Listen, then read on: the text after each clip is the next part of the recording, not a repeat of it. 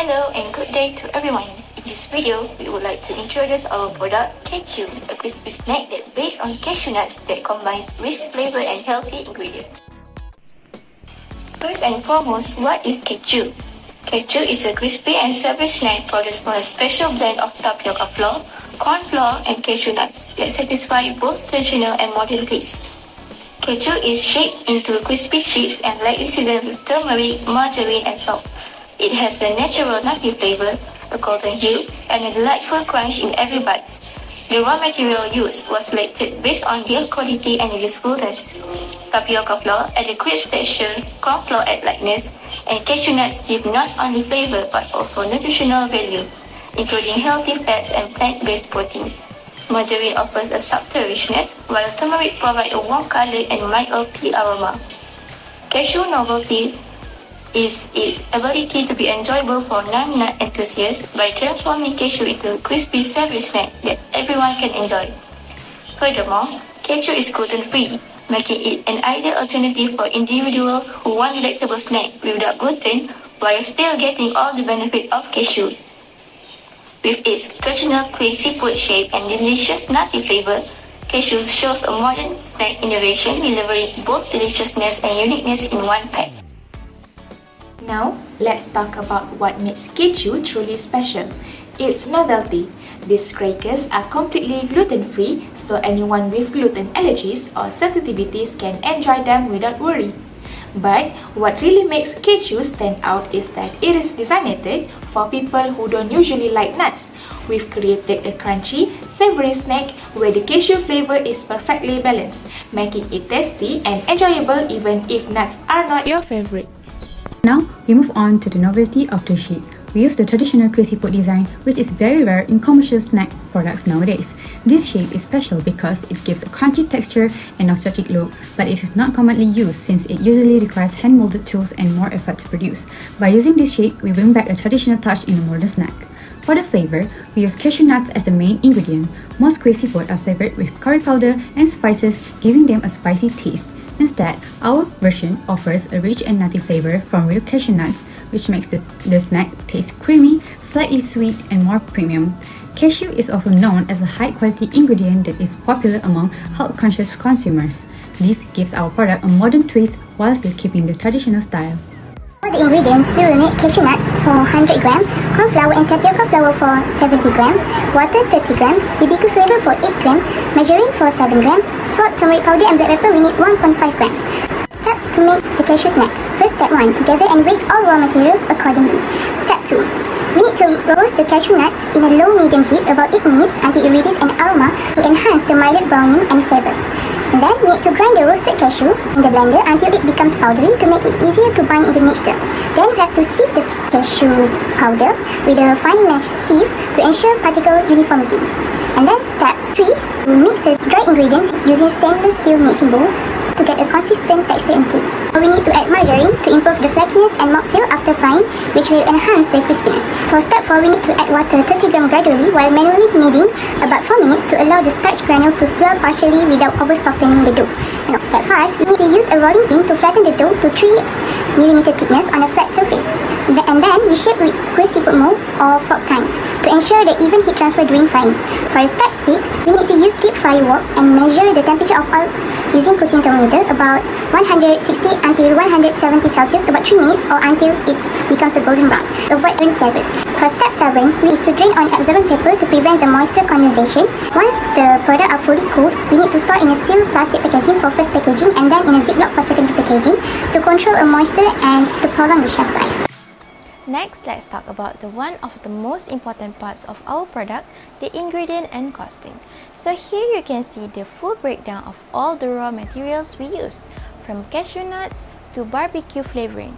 Everything is clearly listed with the quantity and the price. We try our best to balance quality and cost, so the total raw material cost came up to 45 ringgit and 64 cents. We also kept water costs negligible since it was only used in a small amount. This helped keep our costing transparent and simple. Next, let's move on to the packaging. We use two main items here, aluminium ziplock bag and plastic wraps. Both are essential to keep our product fresh and safe during handling. The total cost for packaging came up to RM10.24, which we believe is quite reasonable for 50 Ziplocs and 100 plastic wraps. Again, quality and presentation are important to us, so we made sure the packaging looks good while staying cost efficient. Moving on, here comes the part everyone usually wants to know, the cost per unit and how much profit we're actually making. We're selling each pack at RM6, so if we manage to sell 22 packets, our total sales will be RM132. After subtracting all the costs, ingredients and packaging, our net profit is around RM115.08 that gives us a net profit per pack of RM5.23.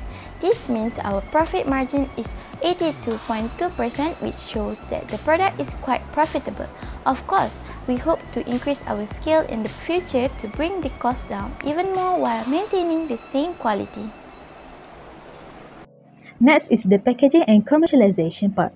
Our product uses two types of packaging, which is primary and secondary packaging. For primary packaging, we use sealed plastic packaging. This packaging directly encloses the product to protect it from contamination and exposure to air.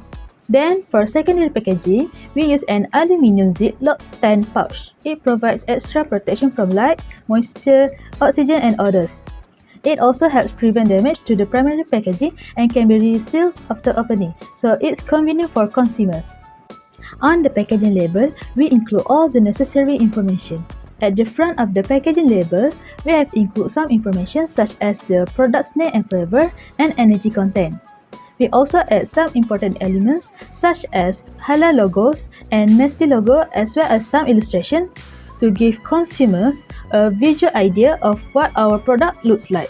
As for the back of the packaging label, we include information such as the nutrition facts, ingredient list, allergen information, net weight, manufacture and expiry date, storage method, our brand name and logo.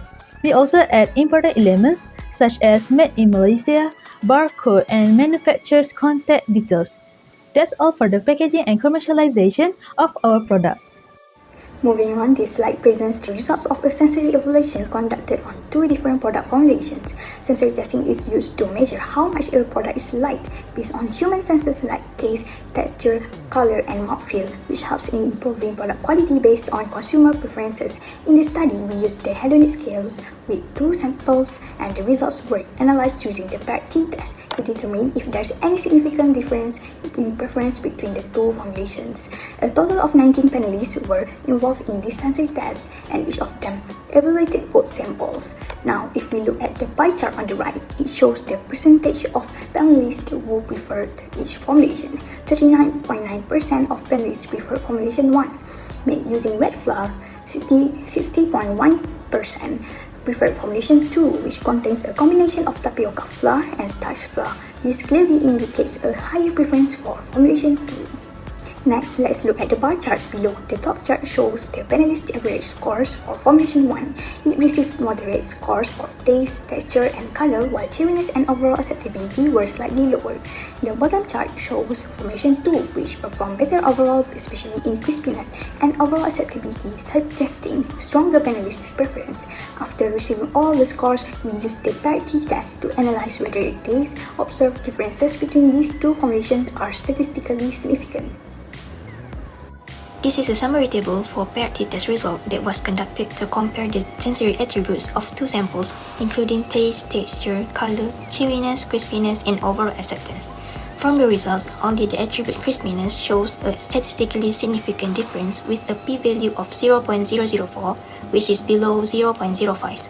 This means the change in crispiness between the two samples was noticeable and meaningful to the panelists. The other attributes such as taste, texture, color, chewiness, and overall acceptability have p-value greater than 0.05, indicating that the differences were not statistically significant. In conclusion, only the crispiness showed a real impact while the other sensory attributes remained relatively unchanged between the two samples. Next, the sensory evaluations give some implications of the findings.